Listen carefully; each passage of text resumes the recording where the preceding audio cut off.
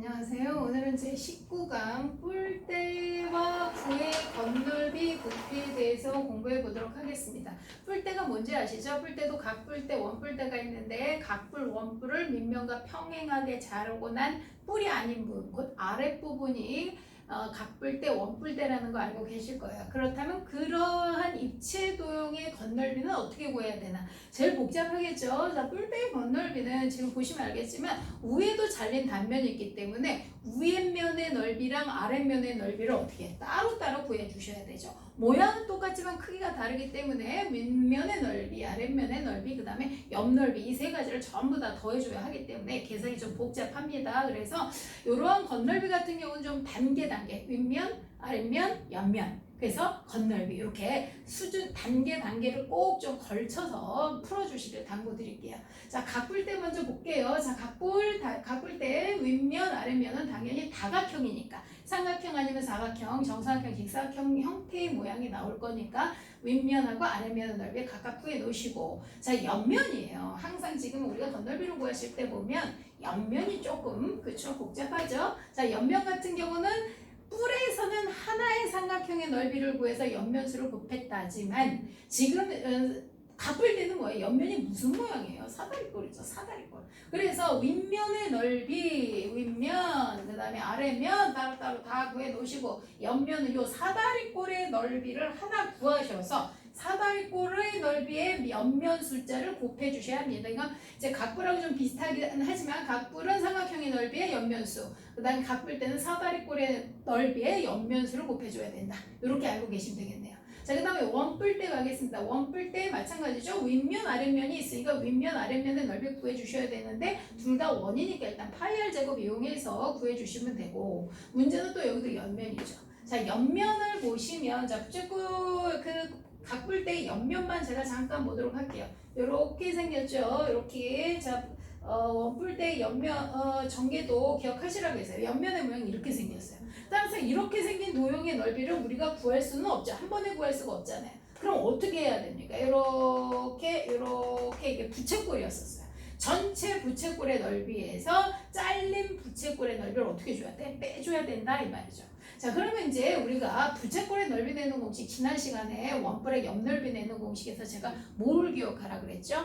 R 파이를 꼭 기억해달라 그랬어요. 그래서 지금 되게 복잡해 보이지만 사실 간단합니다. 큰 부채꼴의 넓이 R 파이예요. 기억해 주세요. 그 다음에 거기서 작은 부채꼴의 넓이는 R 파이를 빼주면 됩니다. 계산이 복잡할 것 같지만 R 파이만 기억하시면 어때요? 원뿔의 옆넓이도 쉽게 구하실 수 있을 거예요. 다시 한번 강조합니다. R 파이 빼기 R 파이입니다. 기억해 주세요.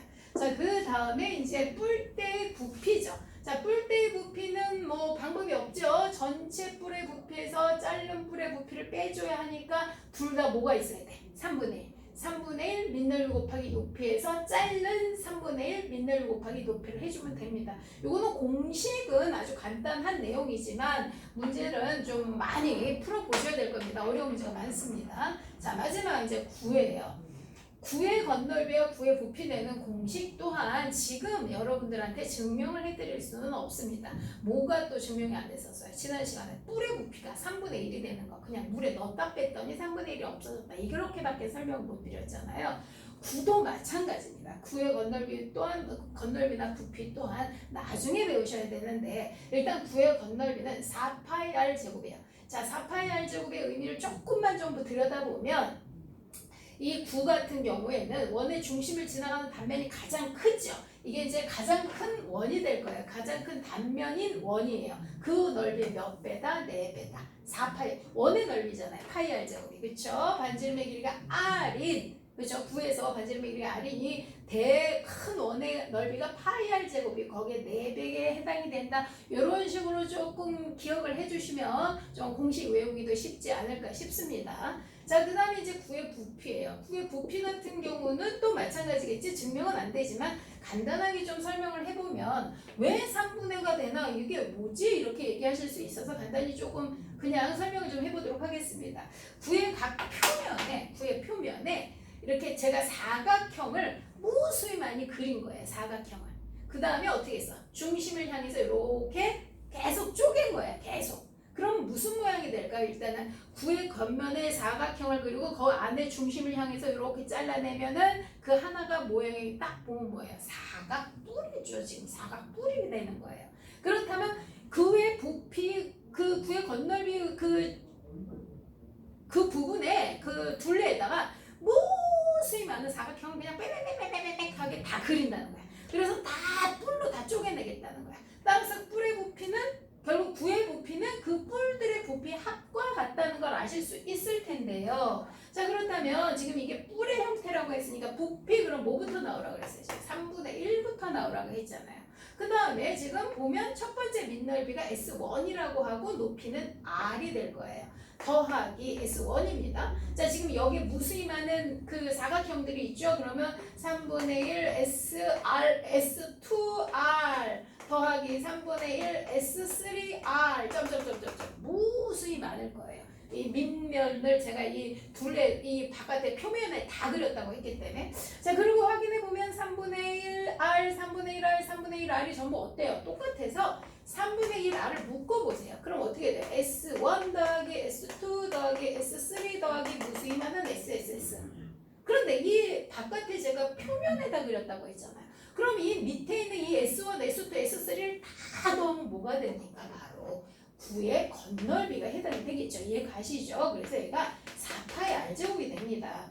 그래서 결국은 뭐야? 3분의 4 파이 R이 몇 개야? 3개죠? R 세제곱이죠. 부피니까 R이 세제곱이고 넓이니까 R이 제곱이다. 이런 것들도 좀 연관시켜서 공식을 좀 외워주시면 좋을 것 같습니다.